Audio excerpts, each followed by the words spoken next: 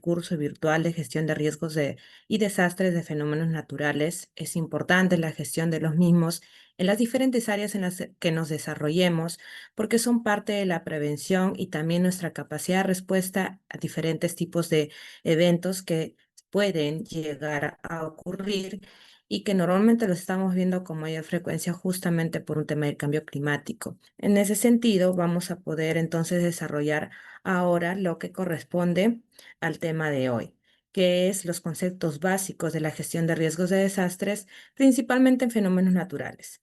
Recordemos, previo a desarrollar cada uno de los puntos importantes que involucran la gestión de riesgos y desastres de fenómenos naturales, que los desastres no son naturales, son ya sucesos de la combinación de diferentes tipos de factores que los vamos a ver ahora.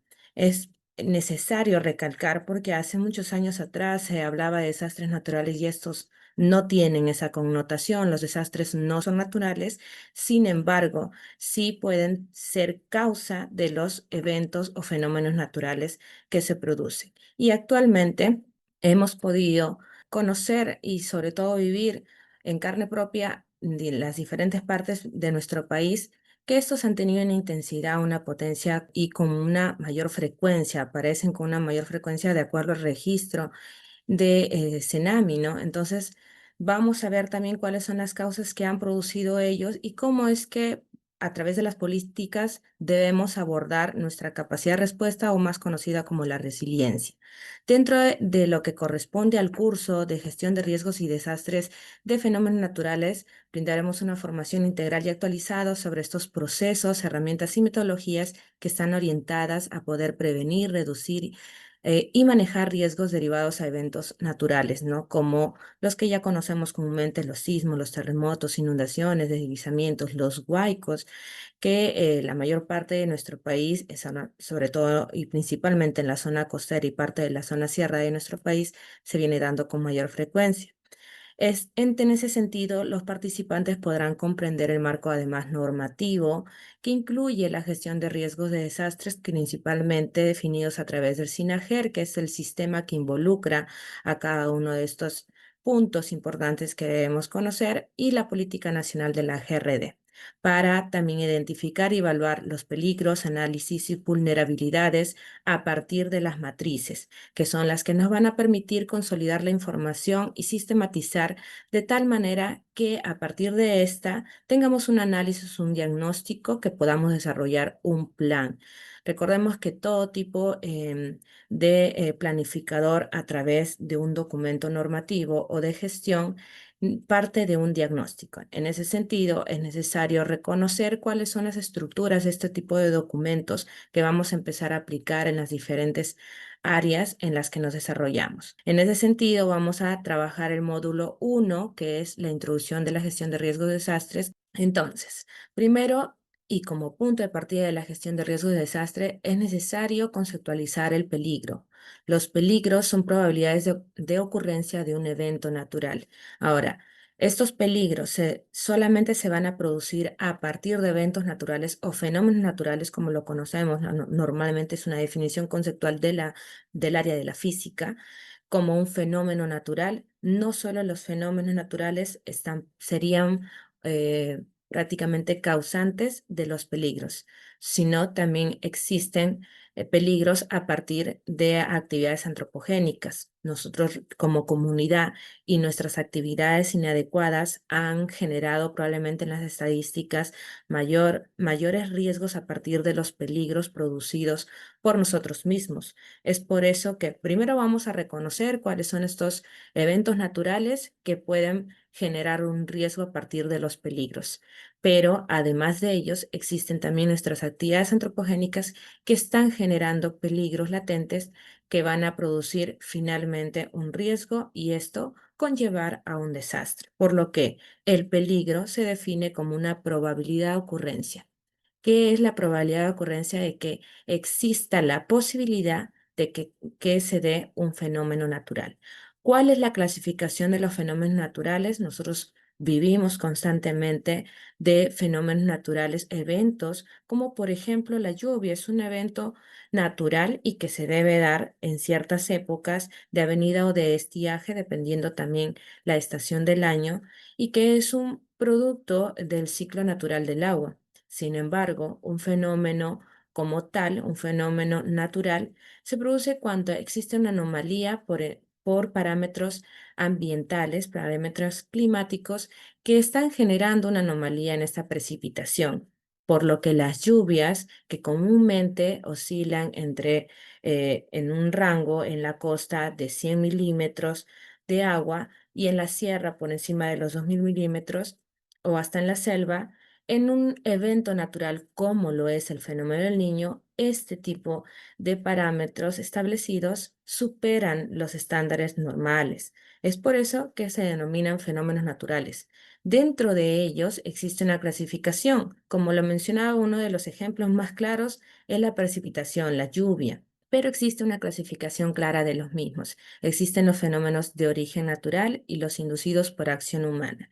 En el desarrollo del curso vamos a enfocarnos principalmente en nuestra capacidad de respuesta ante los riesgos producidos a partir de los peligros que son los fenómenos de origen natural. Sin embargo, sí existen los peligros producidos a partir de las actividades o acciones humanas, como les venía mencionando ya desde el inicio. Dentro de la clasificación de los fenómenos originados por la naturaleza se encuentran los de geodinámica interna, los de externa y los hidrometeorológicos, así como oceanográficos, que lo vamos a desarrollar posteriormente. Mientras que los peligros producidos a partir de la acción humana se pueden clasificar en peligros físicos, químicos y biológicos. Justo hace ya 2 años se ha dado por terminada prácticamente el cierre de uno de los eventos que ha marcado la historia mundial, ¿no?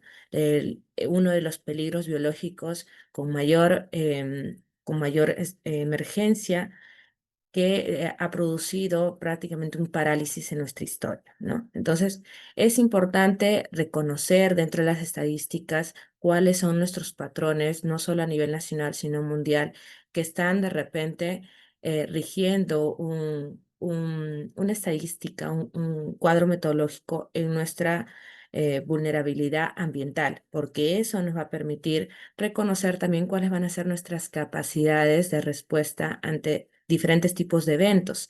Entonces, en ese sentido, recordemos que los peligros son las probabilidades de ocurrencia de que se dé un evento. Sabemos que incluso el fenómeno del Niño tiene una cronología de presencia cada 6 años. Sin embargo, a través de los estudios recientes, y sobre todo del avance tecnológico nos permite reconocer cuáles son em, los eventos y la frecuencia con las que aparecen, es importante definir de que el cambio climático ha generado una aceleración de la presencia del fenómeno del Niño, que se produce incluso por el cruce de las aguas de diferentes temperaturas que traen las dos corrientes, tanto la del Niño con aguas calientes como la de Humboldt con aguas frías, todos ellos definidos a partir de un parámetro ambiental que define todas nuestras condiciones, que es la temperatura.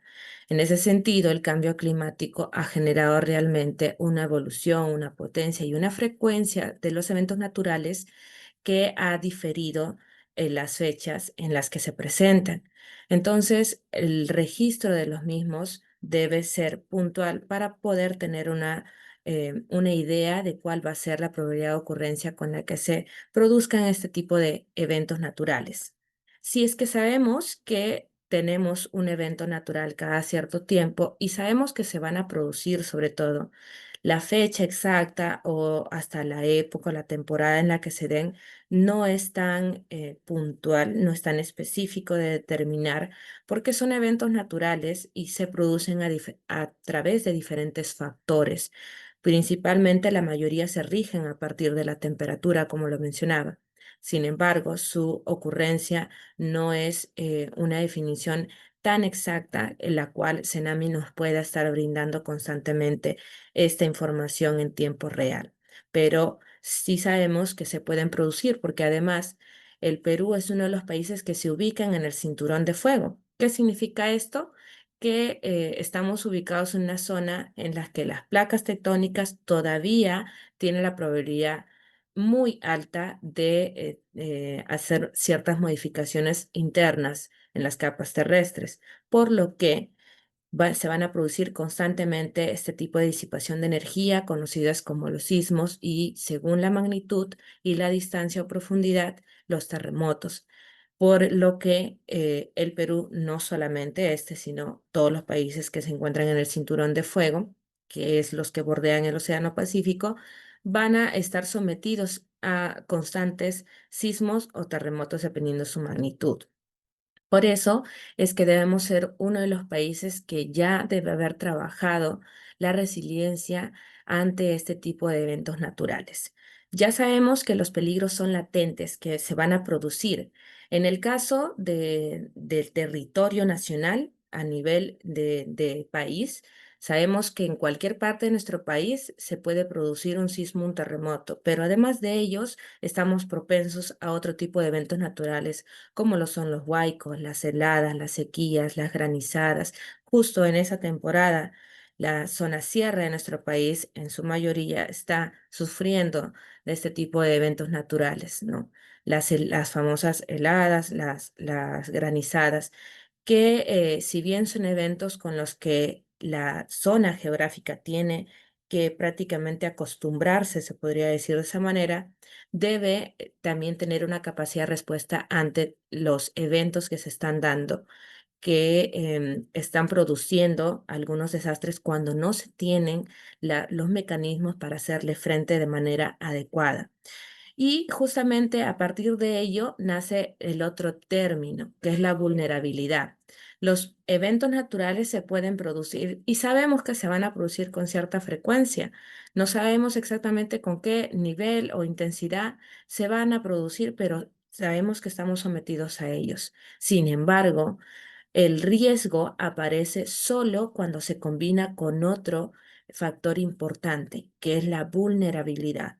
Cuando un espacio geográfico, una comunidad, una sociedad está vulnerable, significa de que está bajo las características en las que este peligro que se va a producir lo va a atacar de tal manera que va a generar un siniestro, un desastre y posteriormente una emergencia.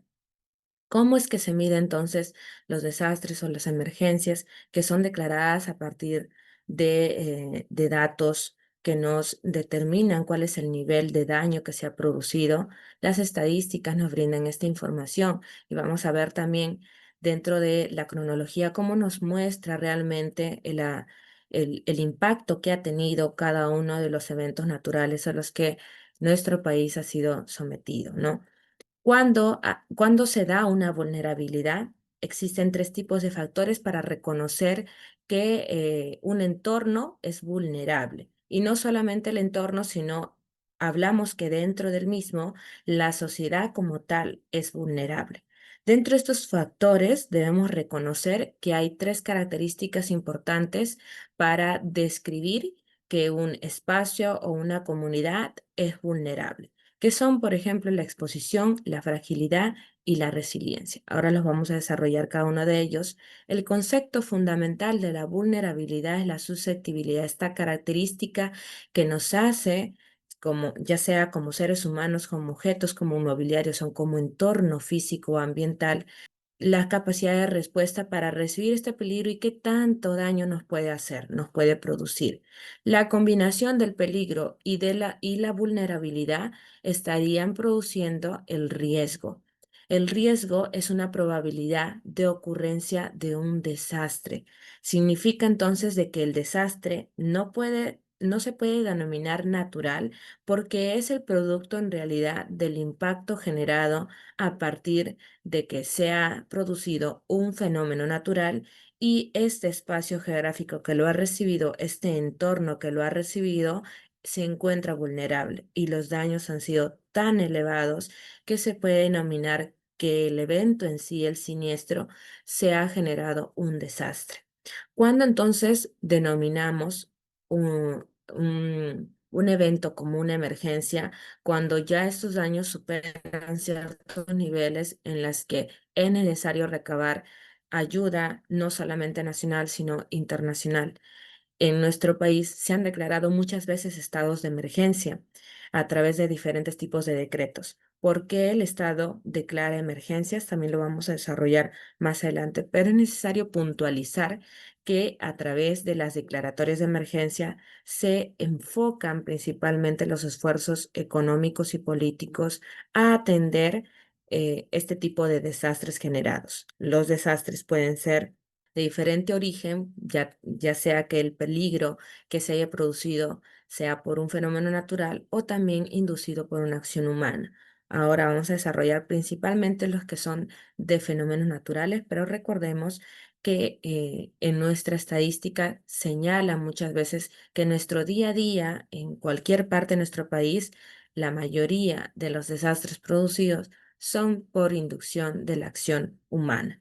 En ese sentido, tenemos un ejemplo de peligro. En la imagen podemos visualizar un deslizamiento específicamente del distrito de Yusco de la región Chumbivilcas, que es en la provincia de Cusco, que no solamente lo ha padecido esta región, sino los deslizamientos se han convertido prácticamente en uno de los eventos naturales con mayor frecuencia. Quizás no son perceptibles por la prensa a nivel nacional o se pasan constantemente, pero en la zona sierra de nuestro país se dan con mucha frecuencia los deslizamientos. Ahora, hay tipos de deslizamientos, los voy a desarrollar justo en un momento cuando pase la lámina de las tipologías o clasificaciones de los fenómenos naturales, pero hay movimientos de masas cuando estos involucran, por ejemplo, que la población se haya ubicado en la falda de un cerro.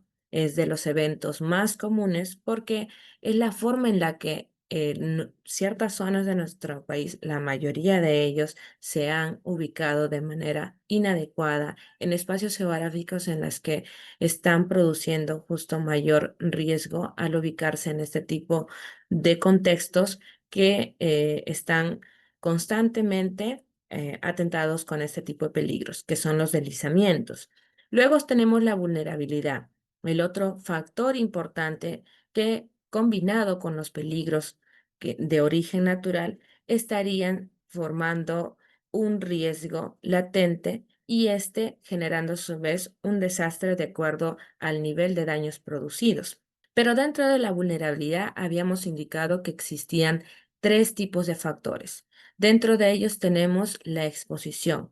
¿Por qué la vulnerabilidad tiene como factor a la exposición? Porque recordemos que la vulnerabilidad es una cualidad o característica de ser susceptible. Pongamos un ejemplo más práctico. Si hablamos de nuestro cuerpo, de nuestro organismo, cuando nos enfermamos más rápido de repente que otra persona, si hacemos una comparación. Soy una persona que me resfrío constantemente. ¿Qué significa que se está dando en este entorno para que se produzca este tipo de enfermedades? Los resfríos son producidos por virus. Significa que hay un virus latente en el espacio, en nuestro entorno, en nuestro ambiente, que está combinándose con nuestro cuerpo para producir este tipo de enfermedades, de patologías. Pero además debe haber o debe existir un factor dentro de nuestro cuerpo que permita que se desarrolle esta enfermedad. ¿Qué es una enfermedad eh, pasajera, se puede decir? No es crónica, pero es una enfermedad pasajera. Y si el virus está latente en cualquier espacio geográfico, porque nos va a producir por ciertos tipos de factores y por la presencia principalmente de este, significa entonces de que nuestro cuerpo se encuentra vulnerable. ¿Cómo es que se da ese tipo de patrones? Que la vulnerabilidad de nuestro cuerpo es porque hay una baja de defensas, nos estamos alimentando mal, de repente no hay descanso adecuado. Entonces existe una serie de probabilidades en las que combinadas nuestra vulnerabilidad, la vulnerabilidad de nuestro cuerpo, con la exposición ante diferentes agentes patógenos como son los virus, que además existen también las bacterias patógenas, se estén produciendo estas enfermedades. No quiere decir entonces que a todas las personas le den o se produzcan de la misma manera. No, porque hay personas que tienen mayor capacidad de respuesta o sus defensas y su sistema inmune responde de diferente forma. Es por eso que a pesar de que nos encontremos en el mismo entorno o el mismo espacio geográfico, normalmente nuestros cuerpos no responden de la misma manera. Si no, sería prácticamente un patrón que se generaría en una sociedad que también se ha producido, como lo es en el caso del COVID, que se ha pasado de ser una epidemia a una pandemia, puesto que las estadísticas nos han mostrado la cantidad de daños producidos a nivel principalmente de la sociedad, ¿no? Obviamente ha habido daños económicos, daños ambientales, pero los desastres también se miden a nivel de daños sociales, ¿no? Principalmente tomándolo como punto de partida al individuo, ¿no? A las personas. Entonces, recordemos de que para que exista un riesgo y éste pueda generar un desastre según el nivel de daños producidos, debe existir un peligro que ataque constantemente a un entorno, a un individuo o a una comunidad que se encuentre vulnerable. Dentro de ellas, la exposición como factor de la vulnerabilidad es porque existen diferentes características que definen a la exposición de la vulnerabilidad, como lo son una exposición física, y es lo que estamos visualizando en la imagen presente.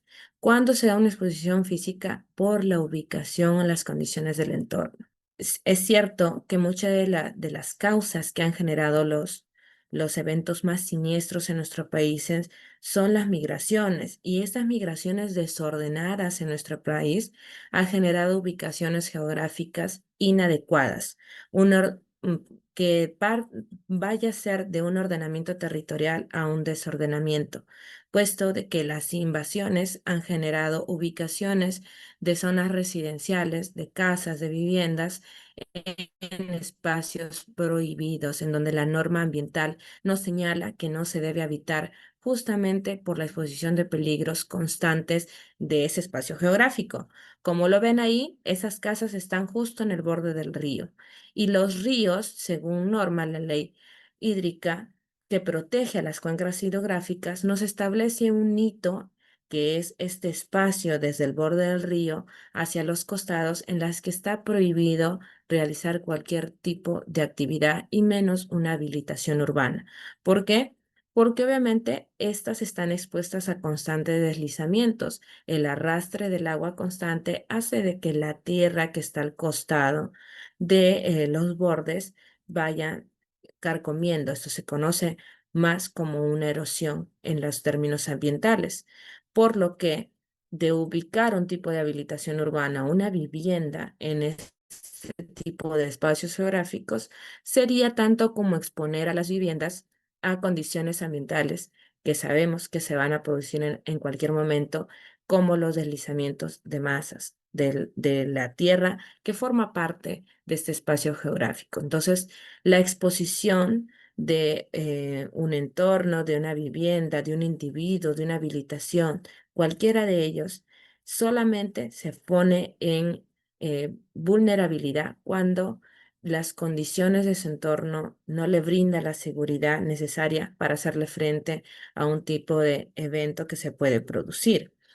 La mayor parte de los peligros que atentan contra estos espacios geográficos se dan justamente por estas vulnerabilidades, por la exposición física según la ubicación geográfica en la que se está dando nuestro entorno. Otra de las vulnerabilidades que se dan son las sociales, ¿no? Los grupos vulnerables. Y justamente está relacionado a lo que al inicio mencionaba sobre la migración. La migración inadecuada y descontrolada de nuestras regiones y entre provincias han generado las invasiones en espacios en las que ya no está permitido habitar.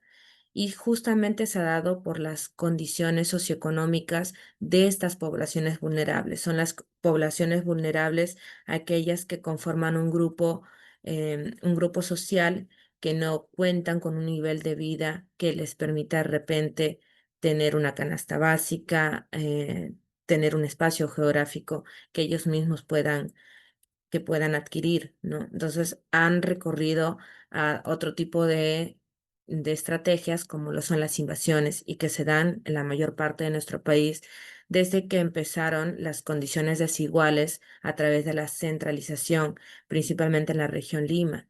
Entonces estos grupos vulnerables están produciendo una ubicación inadecuada en espacios geográficos en las que no se deben habitar.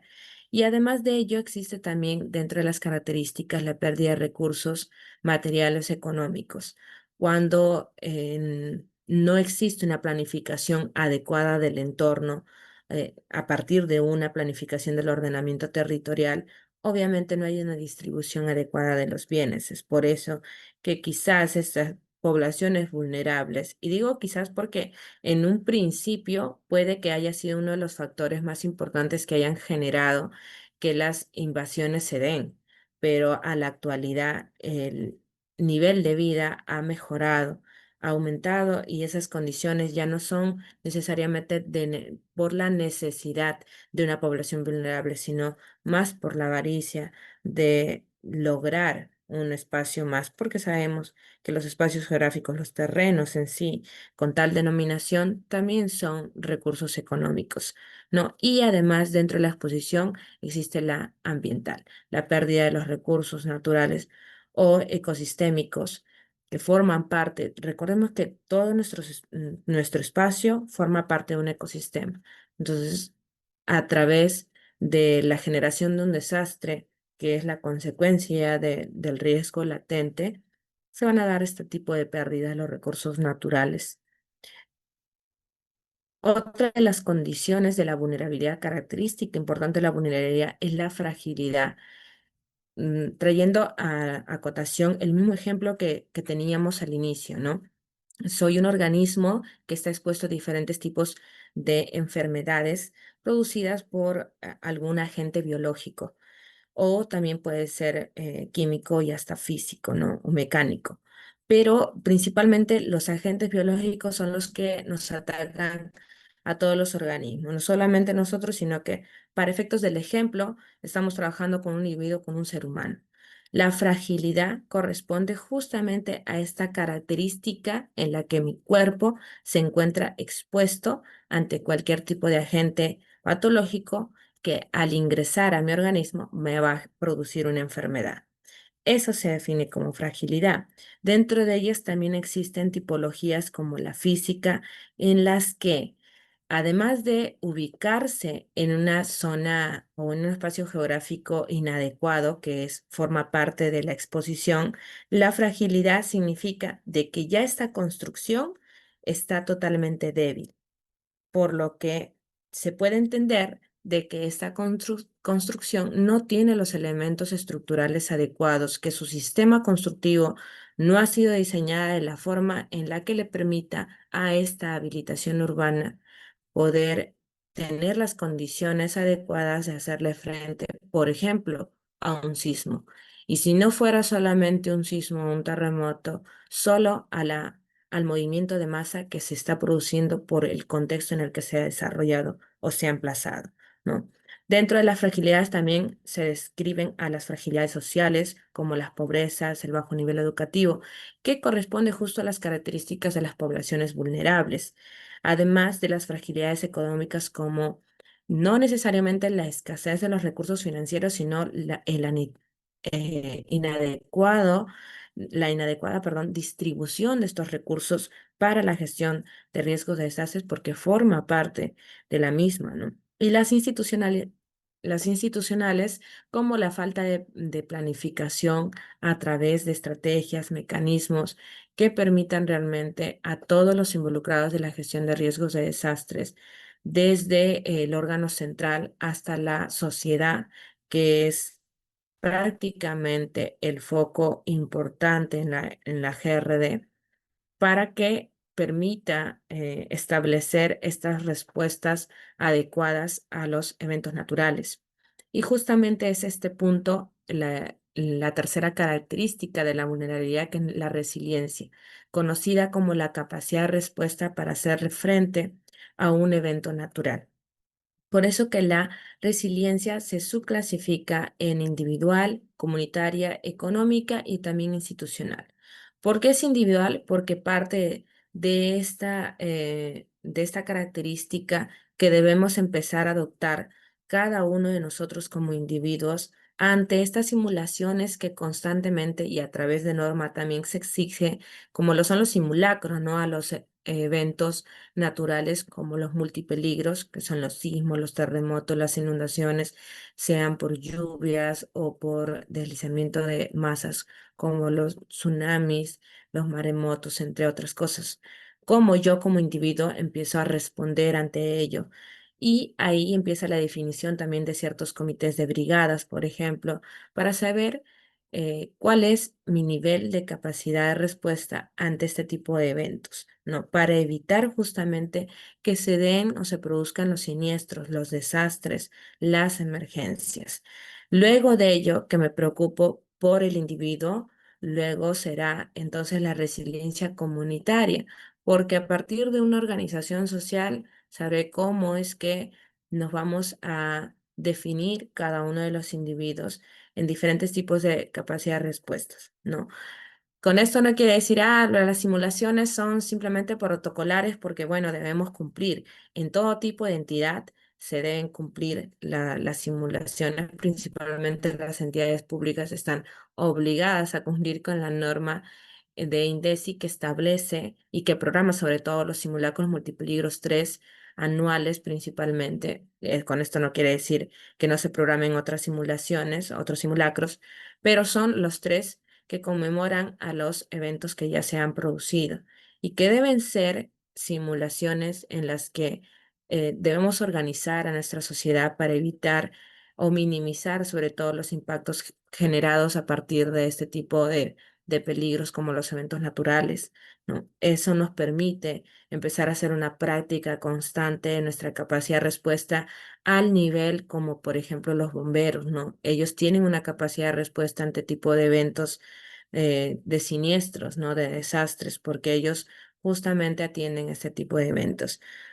No, con eso no quiere decir que todos tengamos que ser de repente bomberos, pero sí nuestra capacidad de respuesta desde nuestro puesto de trabajo debe ser a un nivel en la que la práctica nos lleve a una resiliencia como hacer fuerte al siniestro para poder salvaguardar primero mi integridad física y permitirme salvaguardar la integridad física de los demás.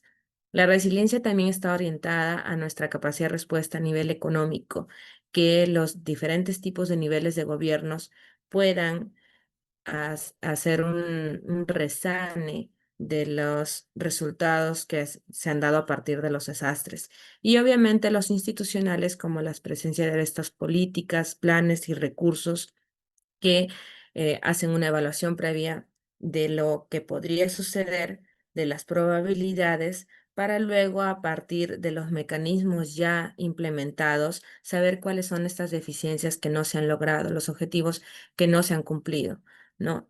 Y ahí tenemos algunas de las imágenes de los desastres, que son los eventos ya producidos a partir de la combinación de estos peligros, como los eventos naturales que se están produciendo constantemente y que ahora se intensifican justamente por el cambio climático, y las vulnerabilidades, que son estas características de nuestros entornos, de todos nuestros espacios geográficos, desde las habilitaciones urbanas, desde la ubicación de nuestras residencias en zonas en las que no deberían estar, que combinados ellos dos están produciendo este tipo de riesgos, y los riesgos constantes y latentes producen obviamente los desastres, que son ya los niveles de daños generados en principalmente lo social, lo económico, lo ambiental. Y obviamente esto conlleva una pérdida económica, ¿no? Y también quizás un decaimiento de la política, que es la que parte y la que brinda también estos mecanismos y estrategias para poder implementar la gestión de riesgos de desastres. En ese sentido, según lo señalado anteriormente, vamos a hacer una práctica. Entonces, bueno, voy a minimizar para poder activar la anotación y tendríamos en el número 1 lo siguiente. Primero debemos describir el peligro. Ahí está. Muy bien. Si estamos ubicados en el ejemplo de la vivienda número 1, ¿qué peligros podrían atentar contra esta vivienda si está justo en el borde bueno, de un espacio asumimos que es la playa, y justo al lado de un recurso hídrico como el océano? Estamos hablando de una exposición ante un sismo, puede ser un sismo, no lo vamos a escoger, para hacer un ejemplo más tácito, que sería el recurso hídrico como lo es el tsunami o un maremoto. Entonces vamos a colocar como peligro un tsunami. Debemos trabajar siempre con un caso hipotético, una probabilidad. Y si el peligro es el tsunami, ¿cuál sería o cuáles serían la descripción de la vulnerabilidad de esta vivienda? No podríamos reconocer exactamente en qué condiciones está la vivienda, pero si hablamos de la exposición como primer factor, la exposición es estar en el borde, ¿no? Ubicación geográfica. Ubicación en el borde del mar. Luego de la exposición, vamos a colocar la fragilidad. Podríamos señalar, no cuenta con elementos estructurales. Y la resiliencia, que se describe como su capacidad de respuesta, vamos a suponer que corresponde a una población vulnerable. Ahora, ¿por qué supongo que es una población vulnerable? Porque para ubicarse al lado justamente o en el borde de la playa, prácticamente a prácticamente 0 metros del mar, a nivel horizontal, significa que ha sido probablemente una invasión, porque está prohibido ubicar una vivienda cerca de un recurso hídrico. Perdón, acá es el río, no lo había leído. Entonces, recordemos de que ya habíamos indicado de que, de acuerdo a la ley hídrica, hay o debe existir un hito que separe un espacio entre el borde del río y el resto del espacio, que debe ser de 1,5 metros a 2 metros. El espacio en la que se prohíbe colocar cualquier tipo de habilitación urbana, de infraestructura, está prohibido justamente por las condiciones en las que se presenta este contexto. Entonces, asumimos que realmente corresponde a una invasión, y las invasiones normalmente son de poblaciones vulnerables, ¿no? De poblaciones de bajos recursos. A eso nos estamos refiriendo. Entonces ya tenemos el peligro y la vulnerabilidad. ¿Cuál sería el riesgo que se estaría generando a partir de la combinación de este peligro y de esta vulnerabilidad descrita a partir de sus tres factores? Perdón, aquí estábamos hablando de un río, entonces vamos a cambiar el peligro, ¿ya? Un deslizamiento de masa, ¿ya? Es lo que normalmente se da. Imaginemos que por arrastre el agua diluye esta parte de la tierra y existe una erosión. Entonces, acá, ¿qué es la erosión? En términos ambientales, la erosión es un fenómeno en el que se hace una licuación de esta masa, por lo que la tierra vendría a desnivelarse en esta zona, en este borde del río, justamente por arrastre constante del recurso hídrico, ¿no? Entonces se haría una erosión en esta parte. ¿Y qué es lo que se estaría produciendo? La erosión produce, poner acá, la erosión produce.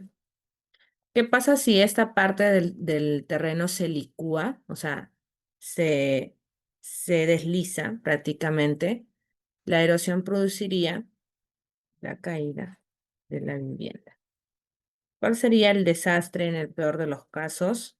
En un evento muy siniestro, en una suposición muy siniestra. ¿Cuál sería el desastre a partir de este riesgo? Recordemos que el riesgo también tiene una definición de probabilidad, es lo que se podría generar. Si es una probabilidad de que se dé la combinación de estos dos, entonces, ¿cuál sería el desastre? Principalmente la pérdida humana. y con ello pérdidas humanas, económicas y de infraestructura.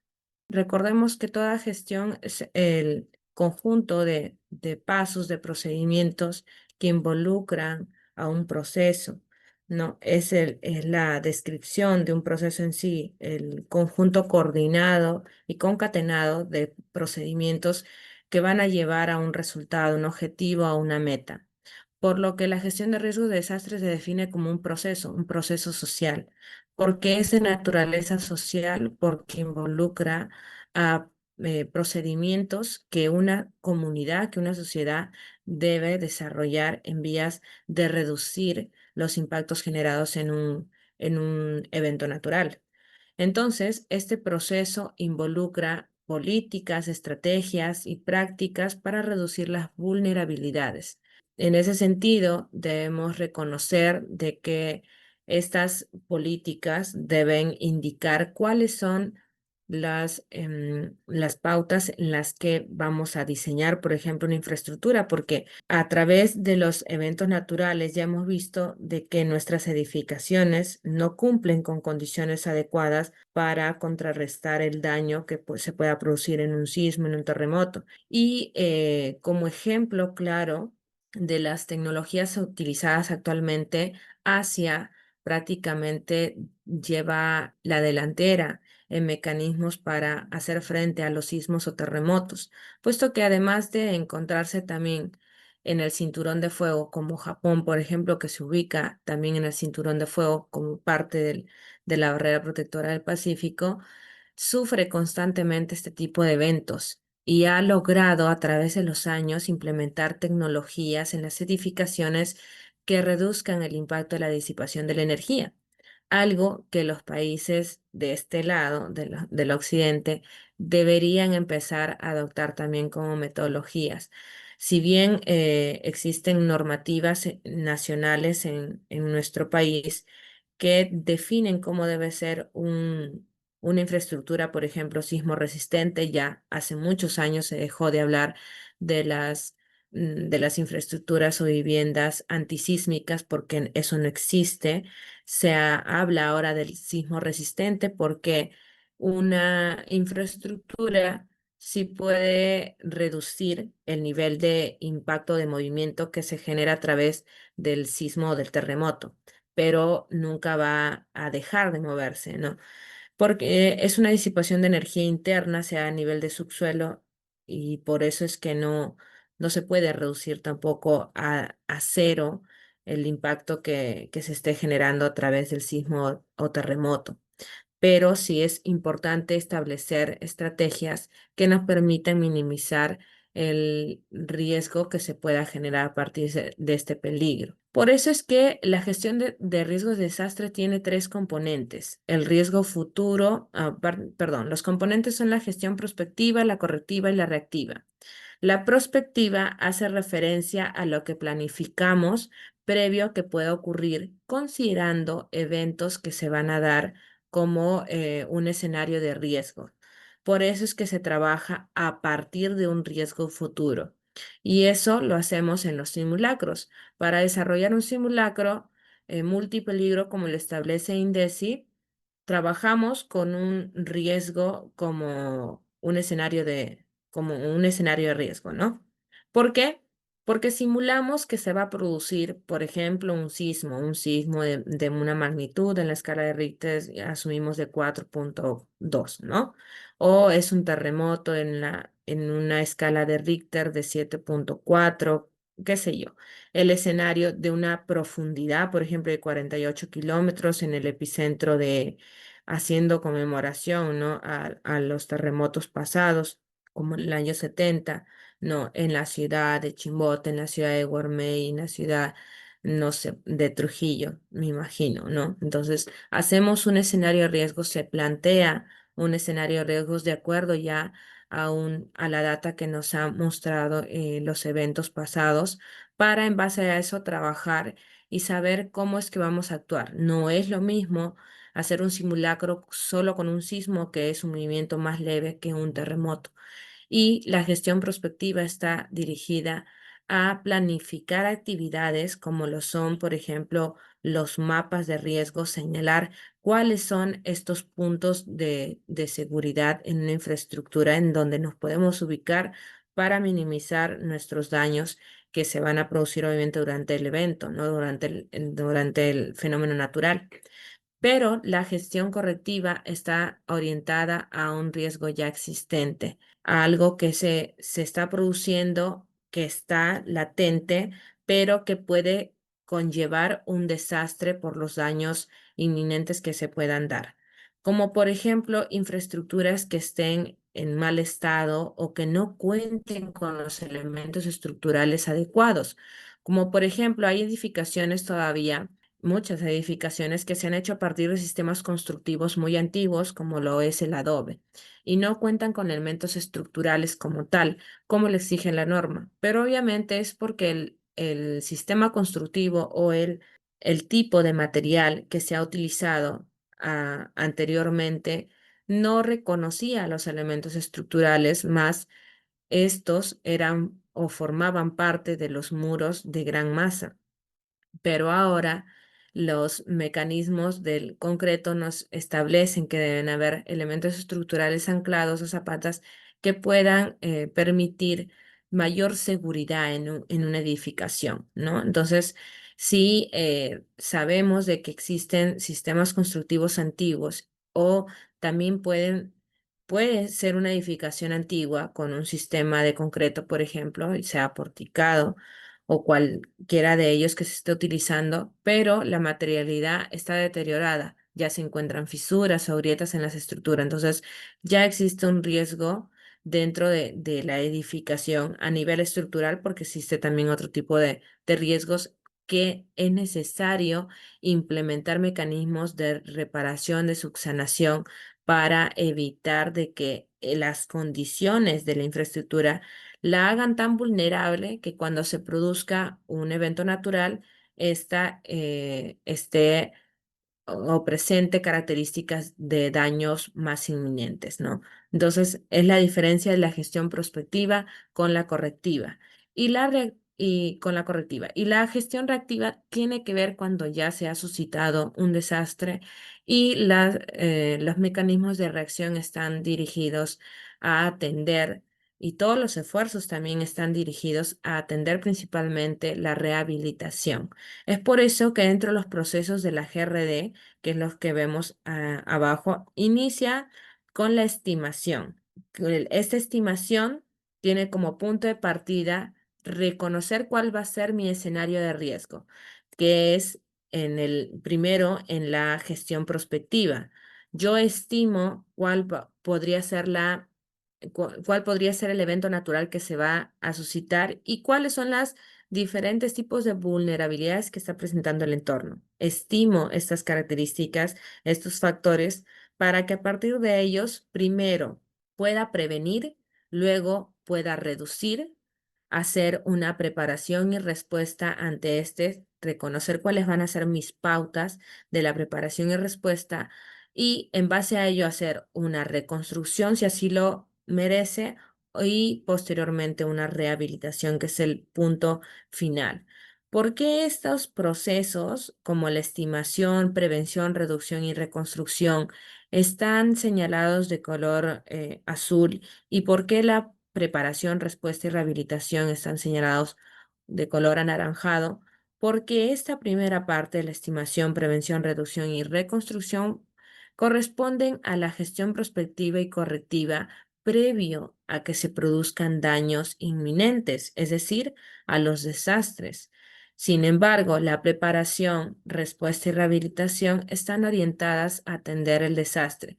¿Por qué la preparación, si se supone que debería ser previo a, se ubica como un proceso de atención a un desastre? Porque luego de producido un desastre y yo hago una rehabilitación y previo a la rehabilitación a una respuesta, debo reconocer cuáles son esos mecanismos que no funcionaron para hacer una preparación adecuada después de hacer una rehabilitación de este desastre como tal. Entonces, como podemos observar, Existen tipos de procesos que funcionan con cada uno de los tipos de componentes de la gestión de riesgos de desastres y es importante reconocer de que todos los procesos están concatenados, que va uno alineado al otro y no funcionan de manera separada entre ellos. Por eso que la gestión de riesgos de desastres es un proceso, porque es un conjunto concatenado de procedimientos. ¿Cuáles son estos mismos? La estimación hasta la rehabilitación. Algo que también es importante señalar son los organismos responsables o encargados, más bien dicho, de empezar a promover y hacer funcionar estos procesos. Lo son dos básicamente, pero sí existen diferentes tipos de responsables dentro de la GRD, que son prácticamente toda la sociedad dentro de los distintos niveles.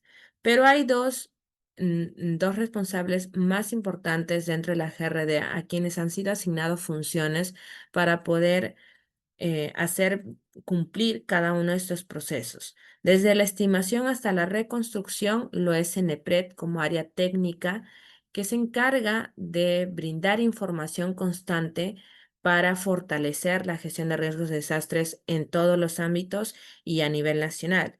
Mientras que INDECI se encarga de la preparación, respuesta y rehabilitación a partir ya de mecanismos prácticos en las que señala cuáles son estas pautas que como sociedad debemos seguir para poder prepararnos, para poder hacerle frente a un fenómeno natural y posterior a ello, porque no vamos a poder eliminar a cero los daños que se puedan producir, siempre se van a producir daños, la intención es minimizar todo lo posible los daños que se vayan a producir y hacer una rehabilitación. Aquí tenemos en esta lámina una descripción de lo que podría ser en cada una de estas etapas, desde la prevención, reducción y preparación ante un sismo. Por ejemplo, en la prevención, lo primero que debemos tener en cuenta y es uno de los modelos que vamos a trabajar es el plan de prevención y reducción de riesgos de desastres, así como el plan de ordenamiento territorial, que es uno de los aspectos técnicos que debe incluir nuestro plan de prevención porque el plan de ordenamiento territorial nos define también en qué zona geográfico está ubicado, por ejemplo, un plan de prevención para una empresa X, independientemente del rubro que sea, va a partir de un diagnóstico de su contexto geográfico y como punto de partida es su plan de ordenamiento territorial. ¿En qué espacio geográfico está ubicado? Nuestro plan de ordenamiento territorial también señala el plan de zonificación en donde nos establece, según el uso de suelo, si estamos ubicadas adecuadamente, si la habilitación, si es una industria, por ejemplo, realmente está ubicada en una zona industrial definida según las municipalidades por ese espacio, ¿no? La declaración de intangibilidad y de inhabilidad que corresponde realmente a espacios de zonas protegidas, como lo son, por ejemplo, las áreas reservadas, las áreas naturales reservadas y también los espacios culturales reservados. Dentro de ellos, cada uno protegido a través de diferentes leyes que norman y establecen cuáles son estos espacios en los que no se permiten las habilitaciones urbanas o cualquier otro tipo de actividad antropogénica, debido justamente a las condiciones ambientales de ese espacio, como lo son los bordos de los ríos, como lo venía mencionando.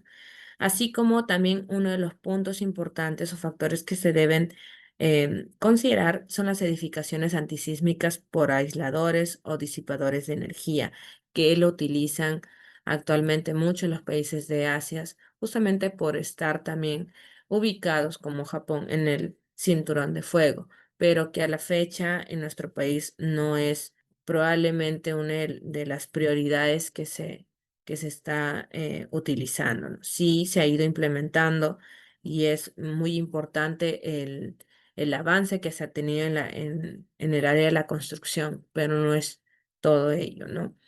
Dentro de la segunda etapa que corresponde a la reducción, ya el reforzamiento estructural, imaginemos ya tenemos la edificación, y dentro de nuestro análisis que hemos elaborado a partir, por ejemplo, de las fichas ICSED, en las que determinamos y definimos cuándo una edificación cumple con estos parámetros para hacer frente a un sismo, son sus reforzamientos estructurales. De no ser debe empezar a implementarse un cronograma de reforzamiento o cambiar los materiales.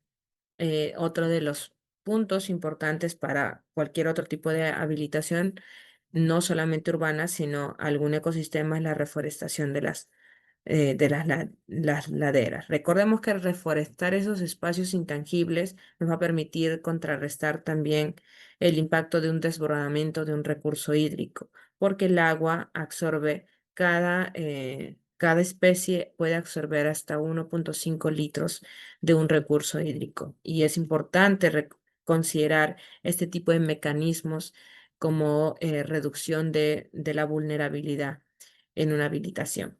Y dentro de la preparación se encuentran los planes de gestión reactiva, los planes de continuidad operativa. Cuando hablamos de la gestión reactiva es cómo es que iniciamos nuestras actividades de ese espacio en la que ha sido impactado por algún peligro, ¿no? Que se ha producido. También dentro de la preparación, indicar cuáles son estas zonas de evacuación. Por eso es que todo tipo de edificación, alguna industria, algún espacio público o entidad pública debe considerar sus planes de evacuación, y prácticamente es una obligación contar con los mismos, así como un plan de simulacros o simulaciones, ¿no? Aquí podemos observar a través de esta imagen cómo es que se clasifican y cuáles son los peligros con los que vamos a tener que primero definir nuestros escenarios de riesgos. Tenemos los fenómenos de geodinámica interna correspondientes a los sismos, terremotos, también a los tsunamis o vulcanismos.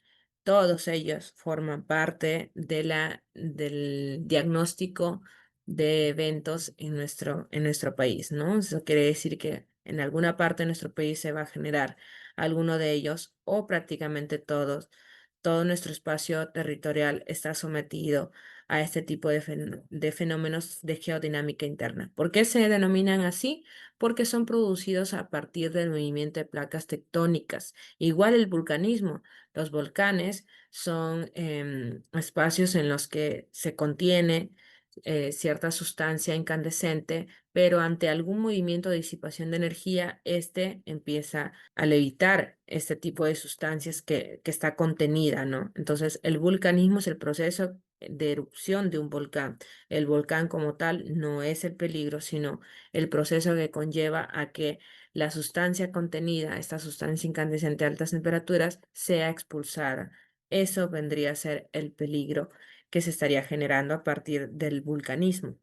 Mientras que los fenómenos de geodinámica externa, como lo son las caídas, el volcamiento de rocas, el deslizamiento de masas, como lo son, por ejemplo, los huaicos producidos a partir de una inundación, puede ser, de un desbordamiento, de las épocas de avenida que se dan comúnmente en la zona sierra de nuestro país, y hasta ciertas épocas en las zonas selvas, solo que es una zona más baja, no está en pendientes constantes como la zona sierra, y la combinación de estas con una caída de pendientes bastante empinadas estarían generando este deslizamiento de masas, ¿no? También tenemos la propagación lateral de algunos espacios, también los flujos, la reptación, las deformaciones gravitacionales. ¿Por qué se denominan fenómenos de geodinámica externa? Porque se producen a partir de movimientos de masas en diferentes tipos de contextos. No se está dando a nivel superficial en la corteza terrestre y no a partir de movimiento de energía o disipación de energía en la parte interna del subsuelo. También están los fenómenos hidrometeorológicos y oceanográficos, como lo son las inundaciones justamente por un maremoto, por ejemplo, o un tsunami, las lluvias intensas que también producen inundaciones, los oleajes anómalos, las sequías, el descenso de temperaturas que actualmente lo están sufriendo. Cada año se están con mayor intensidad los descensos de temperatura y granizadas en la zona sierra de nuestro país, las tormentas, vientos fuertes, erosiones. Las erosiones costeras han generado la pérdida de muchos ecosistemas a nivel de bahías, ¿no? De las playas. Y prácticamente así no, ha sido uno de los impactos ambientales más severos en nuestro país, que no se le ha dado la importancia que merece, ¿no? Los incendios forestales, que también cada año son más frecuentes, pero no solamente involucra un factor ambiental, sino ya es un tema, una combinación de un mal manejo de los embrios en muchas zonas en las que se da este tipo de actividades, ¿no? Las olas de calor y frío que los padecemos constantemente y se intensifican con el fenómeno del niño, y las declasaciones, así como los fenómenos de los mismos fenómenos del niño y de la niña, que es una etapa posterior al fenómeno del niño. Todos ellos forman parte de ciertas características, la combinación de las características en el espacio en el que nos encontramos, ¿no? Recordemos que el Perú está ubicado en la zona, en una zona de cinturón de fuego, pero que además tiene una característica muy importante que ha sido prácticamente el protector de nuestro país ante otro tipo de eventos que no ocurren en esta zona sur del continente, pero sí se producen con mucha frecuencia en el norte del continente, ¿no? La cordillera de los Andes prácticamente y es una barrera que ha permitido que el choque de la temperatura a través de los vientos alisios producidos por las corrientes Humboldt y del Niño, que se cruzan en un punto céntrico del termoclima de nuestro país, ha generado que este impacto se reduzca y no se produzcan, por ejemplo, tornados, ciclones, pero sin embargo el cambio climático sí está produciendo la intensidad de otro tipo de fenómenos.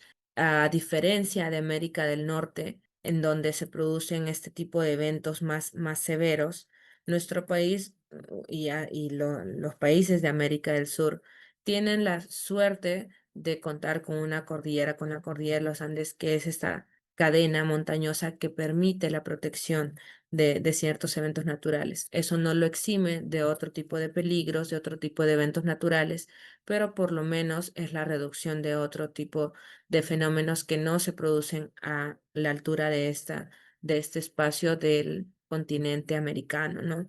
Entonces, estamos sometidos bajo condiciones climáticas producidas por la combinación de la cordillera de los Andes, las corrientes de Humboldt y del Niño, que traen temperaturas de las aguas que hacen un choque térmico entre las mismas, justamente por eso se produce el fenómeno del Niño.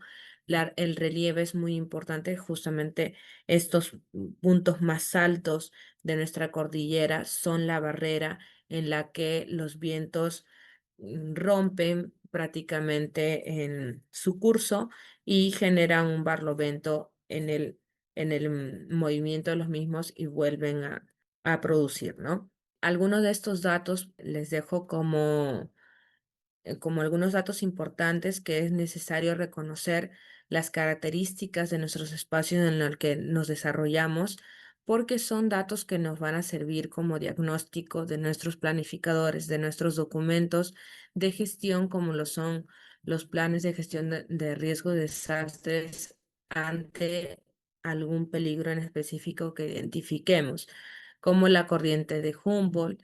Estos son los antecedentes históricos de los eventos que se han producido en nuestro país, así como también algunas políticas y mecanismos que el ministerio ha empezado a implementar, que el gobierno a través de los ministerios han empezado a implementar en vías de fortalecer la gestión de riesgos de desastres. Uno de los más conocidos dentro de los eventos naturales que han impactado a nuestro país y que también es el punto de partida de la planificación de los simulacros anuales que promueve INDECI, es el terremoto del 70, ¿no? No, no podríamos olvidar un evento histórico que ha marcado prácticamente a nuestro país, sobre todo a nivel de desastres. ¿Por qué hablamos de desastres? Porque el desastre se mide a nivel de impacto de pérdida ¿no? A nivel de pérdidas de personas, pérdidas económicas, pérdidas ambientales. Y como ustedes pueden observar aquí, dentro del número de fallecidos estamos hablando de 67.000 personas, un índice bastante alto. Si bien la pérdida de una persona ya significa un daño irreversible a nuestra nación, el hecho de que se haya generado una pérdida en datos tan altos, ya estamos hablando de un desastre inminente, ¿no? Que si bien podría haber tenido de repente otro tipo de resultado, en su momento no contó con las condiciones adecuadas para poder hacerle frente a ese tipo de eventos naturales que constantemente nos atacan, ¿no? Bueno, aquí tenemos un histórico también del fenómeno del niño. Uno de los más recordados también es el del 98, con también superior a 1.000 personas como pérdidas humanas y que impactó prácticamente toda la zona costera de nuestro país.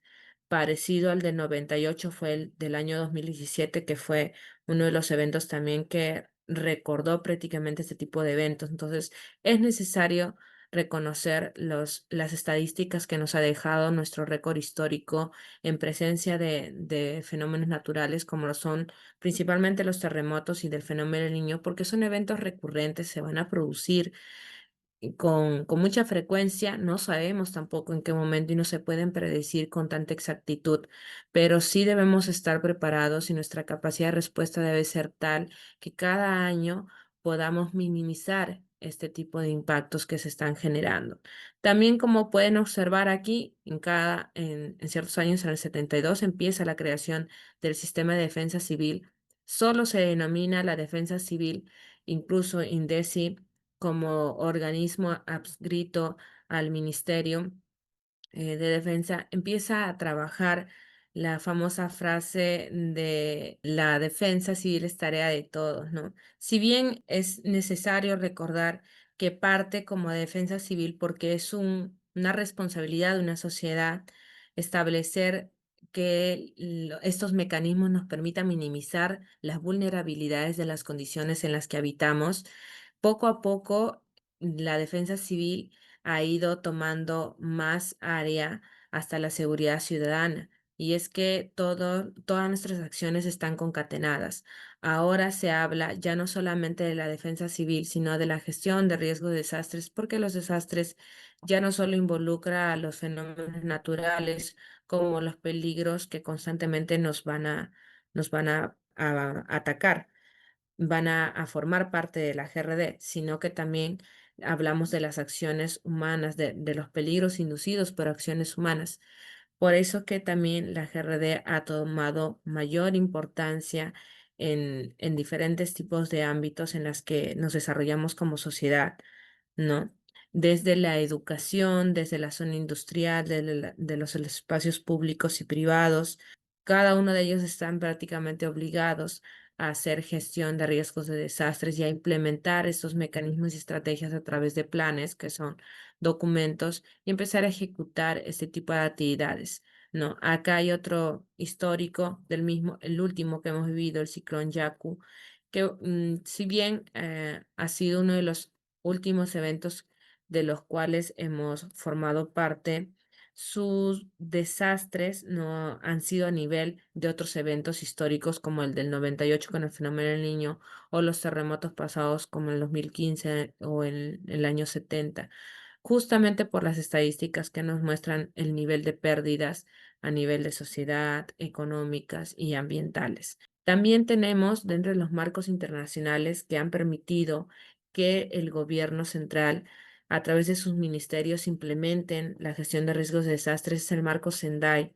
del año 2015 y proyectado hasta el año 2030. Y justamente hasta este año debe existir un corte en el que se haga una evaluación del cierre de brechas.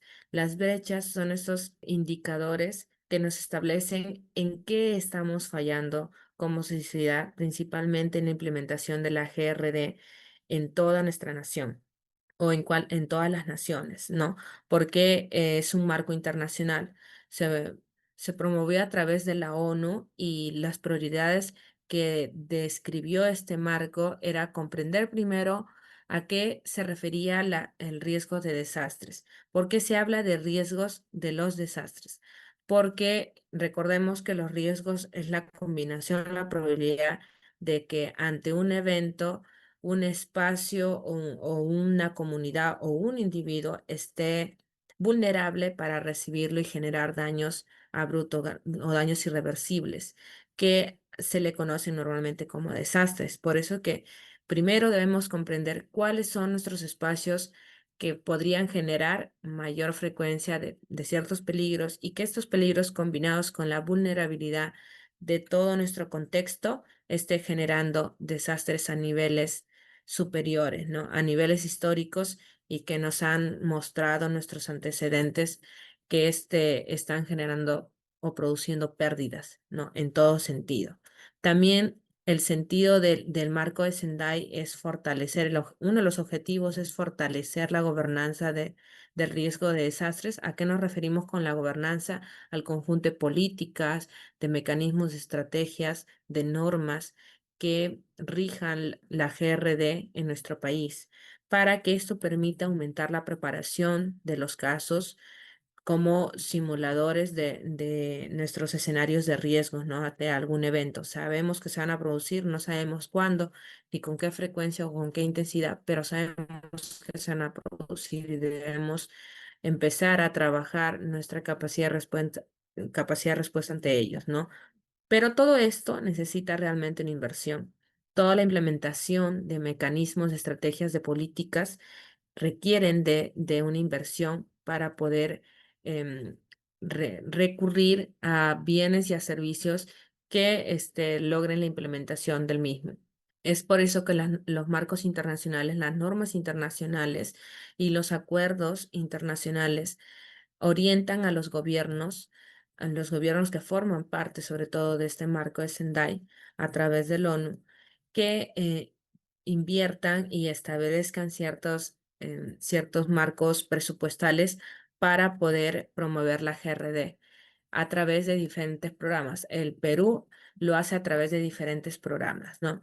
Dentro de ellos es principalmente planificar a nivel nacional y local la GRD en diferentes tipos de espacios, promover la resiliencia comunitaria a cargo principalmente de los gobiernos locales, fomentar la cooperación internacional a través de acuerdos o convenios que nos permita recurrir a la ayuda internacional cuando se suscite una emergencia y también integrar el riesgo, perdón, en el desarrollo sostenible. Este desarrollo sostenible que permite la concatenación de pilares como lo social, lo económico y lo ambiental, que funcionan los tres de manera conjunta. Estos marcos internacionales, como el de Sendai, establecen ciertas metas al año 2030. Como les digo, hasta este año debe hacerse un primer corte para poder hacer una evaluación de que las metas realmente se han cumplido. Son metas porque obviamente cumplen periodos de varios años. Entonces es necesario que este año se haga un corte para hacer una retrospección de lo cumplido y también analizar en qué se está fallando, cuál es el cuello de botella de nuestro proceso, ¿no? De nuestra implementación. Porque sí, a lo largo de los años la GRD ha empezado a tomar mayor importancia. Dentro también de los marcos internacionales están los Objetivos de Desarrollo Sostenible. 17 Objetivos de Desarrollo Sostenibles que permiten primero el análisis de problemas sociales, ambientales a nivel mundial y que tienen la intención, justamente por eso se denominan objetivos, de cumplir primero el cierre de ciertas brechas, como por ejemplo, tenemos el objetivo número 1, fin de la pobreza, en donde dentro de las brechas se han establecido que hay población, hay un porcentaje de población a nivel mundial y que sacan las estadísticas también en cada uno de los países en las que todavía están en condiciones de pobreza y de pobreza extrema. Entonces, primero cerramos esa brecha. ¿Cómo hacemos los gobiernos para intentar cerrar esas brechas o por lo menos minimizarlo al año 2030? Para que a partir de ese año se pueda establecer mecanismos en las que no exista pobreza o pobreza extrema y por el contrario se empiece a trabajar con una equidad de distribución de recursos igualitarios, ¿no? Entonces, ¿cuáles son de los 17 Objetivos de Desarrollo Sostenible? ¿Cuáles son los que están orientados más que todo a la gestión de riesgos de desastres? Estamos hablando del objetivo, por ejemplo, número 9, que habla de la industria, innovación e infraestructura para promover justamente en todos los países que se hagan construcciones adecuadas y que está alineada al objetivo número 11 de ciudades y comunidades sostenibles. además de involucrar al objetivo número 12 como la producción y consumo responsables, y la número 13 que viene a ser las acciones por el clima. ¿Por qué? Porque recordemos que la GRD parte de un punto importante que son los parámetros climáticos que definen justamente los patrones de los fenómenos naturales. Y estos han sido intensificados y presentados con mayor frecuencia a partir de un punto importante que es el cambio climático. Este ha permitido justamente el cambio, la modificación, la intensidad de los fenómenos naturales. Aquí les dejo también la página de los Objetivos de Desarrollo Sostenible para visitarlo a partir de mañana conforme vamos desarrollando cada uno de los planificadores, de los instrumentos que vamos a utilizar en la GRD. Vamos a ir abordando alguno de ellos con un poquito más de especificidad. Dentro de la GRD, para que ésta se pueda promover y para que se implemente de manera adecuada, empieza a promoverse a nivel nacional un sistema. Los sistemas son en realidad conjuntos de políticas, normas, las instituciones, recursos y procedimientos que nos permiten la implementación de la gestión de riesgos de desastres. Es por eso que aparece el término de SINAGER. El Sistema Nacional de Gestión de Riesgos de Desastres tiene ciertas características. Es interinstitucional porque permite implementarse en cualquier tipo de institución y se debe dar a nivel interno de cada institución para que esto permita la concatenación de la GRD a nivel de población. Si es que una institución empieza a implementar su GRD de manera adecuada, significa que todas las instituciones concatenadas con GRD van a permitir de que realmente se dé una gestión de riesgos de desastres adecuados. También es sinérgico, descentralizado, transversal y participativo, por lo mismo que es interinstitucional. Significa entonces de que cada uno de los espacios de las instituciones, independientemente que sean privadas, públicas o del ámbito en el que se desarrollen, pueden implementar y deben implementar la SINAGER. La finalidad de este sistema es identificar y reducir los riesgos asociados a los peligros. Podemos reducirlos, no se habla de la eliminación de un riesgo, a diferencia, por ejemplo, de la SCT, porque es difícil y es complicado hablar de que ante un evento natural no va a existir ningún tipo de daño. Es prácticamente imposible reconocer ello. Por lo menos un daño ambiental sí se va a producir porque es la modificación de algún elemento, ya sea biótico o abiótico, de nuestro ecosistema. Entonces, realmente va a haber algún impacto. La intención es que los impactos generados no se den a nivel de pérdidas, pérdidas humanas, pérdidas de individuos, pérdidas ambientales, económicas o hasta sociales, ¿no? ¿Cómo es que lo vamos a lograr? A través de principios, de lineamientos, de componentes, de procesos y de instrumentos. La SINAGER también cumple roles a través de distintas entidades que forman parte de la SINAGER. Como parte del rol de la decisión está el Consejo Nacional de Gestión de Riesgos de Desastres y como ente rector de la SINAGER está la PCM, la Presidencia del Consejo de Ministros, porque la transversalidad de la GRD significa que debe ser responsabilidad de todos, involucra exactamente a todos. Y como les mencionaba, dentro de los organismos que forman parte de la GRD, que son estos mecanismos que constantemente nos están brindando información y también haciendo de que se implemente realmente la GRD en todos los espacios públicos o privados, es INDECI, que es prácticamente el primer organismo con el que se empieza a promover la GRD en el país, pero también posteriormente en los siguientes años aparece CENEPRED. CENEPRED como centro especializado o asesor técnico de la GRD en nuestro país elabora estos instrumentos, ya existen los instrumentos parametrados para que sea mucho más factible implementarlo en cualquier espacio. Y además, y acorde a ellos, está CEPLAN, ¿no? El Centro de Planificación a Nivel de Recursos que se deriva del MEF, el Ministerio de Economía y Finanzas, quien es el encargado de distribuir los recursos financieros para que se pueda implementar adecuadamente la SINAGER, según los requerimientos que éste tenga, ¿no? Como rol ejecutor encontramos a todos los sectores, a los gobiernos regionales y los gobiernos locales como son las municipalidades provinciales y distritales. Como rol financiero está el MEF, quien le brindará le brindará los recursos a CNPRE y a INDECI a través del CEPLAN, de los planificadores financieros que establezcan cada uno de los recursos necesarios para la implementación de la GRD.